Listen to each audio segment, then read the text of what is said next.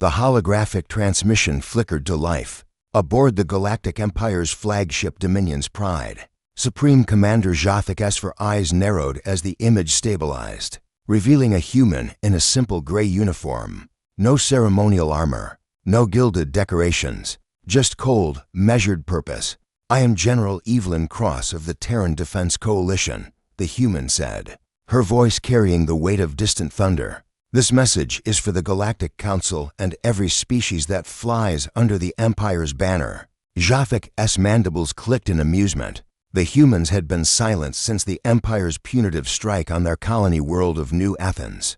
3 cycles ago, he'd expected pleading, begging for mercy, perhaps an offer of unconditional surrender. 42 hours ago, Evelyn continued, "Your forces destroyed our agricultural settlement on Kepler-4 You claimed it was an example to discourage human expansion into what you consider imperial space. You vaporized 3,000 colonists, farmers, teachers, children." The general's face remained impassive, but Jaffic noticed her jaw tighten almost imperceptibly. "Among those 3,000 was Captain Theo Reeves. He was my second in command for 8 years. He saved my life at the Battle of Proxima Station. He was the godfather to my daughter. He retired to Kepler-4 to teach mathematics to refugee children."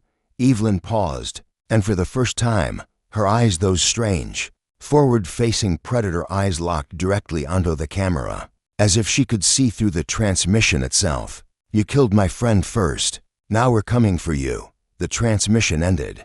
Jaffic's thorax vibrated with laughter. "Primitive creatures. Do they not understand the Empire spans for 100 worlds? We have crushed civilizations that mastered void travel before their ancestors crawled from their muddy planet." His intelligence officer, a Rex named Kellen, shifted nervously. "Commander, our Xenopsychology division recommends caution. Humans have an unusual psychological profile. They form exceptionally strong social bonds, and they die like any other species." Jaffic interrupted. "Prepare the fleet. We'll finish what we started."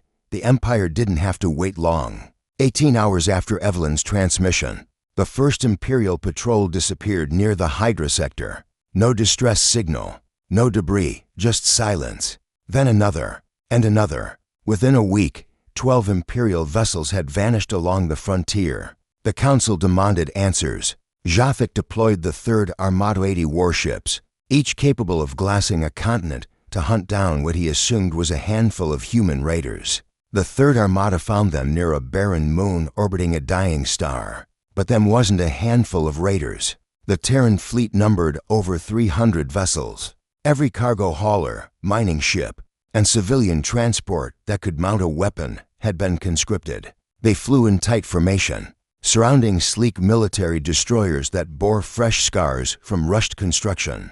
At their center was the Theos Vengeance, a dreadnought that, according to Imperial intelligence, shouldn't have existed. Humanity's shipyards couldn't produce vessels of that class. They'd built it in 9 days. "Impossible," Jaffic whispered, studying the tactical display. Evelyn's face appeared on his screen again, transmitting from the dreadnought's bridge. Behind her, he could see hundreds of humans working with frantic precision. No elegant automation like the Empire used, just raw, desperate efficiency. "You wondered why we were quiet," Evelyn said. "We were building, planning. Every human colony received the same message. They killed our people. They killed our friends. We don't have the luxury of a vast empire. We can't afford to lose anyone. So when we lose someone, we make it count." The battle began with a human tactic the Empire had never encountered: coordinated ramming. Civilian freighters, reinforced with every scrap of metal their crews could weld, accelerated to relativistic speeds and crashed into Imperial dreadnoughts. The humans inside those ships died instantly, but they took cruisers and destroyers with them. They traded lives without hesitation.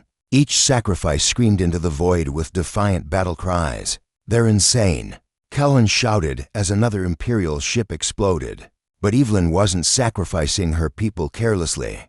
Every ramming created openings. Human fighters pilots, who'd learned to fly in asteroid fields and ice rings, poured through the gaps, targeting engines and life support systems with surgical precision. They didn't just want to destroy the Imperial fleet. They wanted Jaffic. The Dominion's pride shuddered as magnetic harpoons pierced its hull. Boarding pods breached the outer decks. Jafik watched in horror as human soldiers wearing armor built from mining exoskeletons and construction equipment tore through his elite guards. They weren't trained soldiers. They were farmers, engineers, and teachers who'd learned to fight in the past 18 days. But they fought with something the Empire had never encountered: grief weaponized into fury. Evelyn Cross was the first through the command deck door. She carried a rifle in one hand and a photograph in the other. As her soldiers secured the bridge, she walked calmly to Jafik's command throne and held up the picture. It showed a dark-skinned man with kind eyes, surrounded by laughing children. "Theo Reeves," she said quietly. "You didn't know his name when you killed him. You didn't care. He was just a number to you. An example." Jafik's mandibles trembled. "The Council will send more fleets." "You cannot. The Council already called," Evelyn interrupted. "They're negotiating. Seems they're worried about what happens when 3,000 vengeful species realize that humans don't forget they're dead. That will burn the galaxy down for a single friend." She leaned close, and Jafik saw something terrifying in her eyes, not hatred, but absolute certainty. "You wanted to teach us a lesson about power. Here's ours. Humanity doesn't have vast armies or ancient empires. What we have are bonds forged in laughter and tears, in shared meals and whispered dreams. You can destroy our worlds, but you can't kill what connects us. And when you take someone we love, you don't just make an enemy." Evelyn's voice dropped to a whisper that somehow filled the entire bridge. "You make every single human your enemy, because you killed our friend first."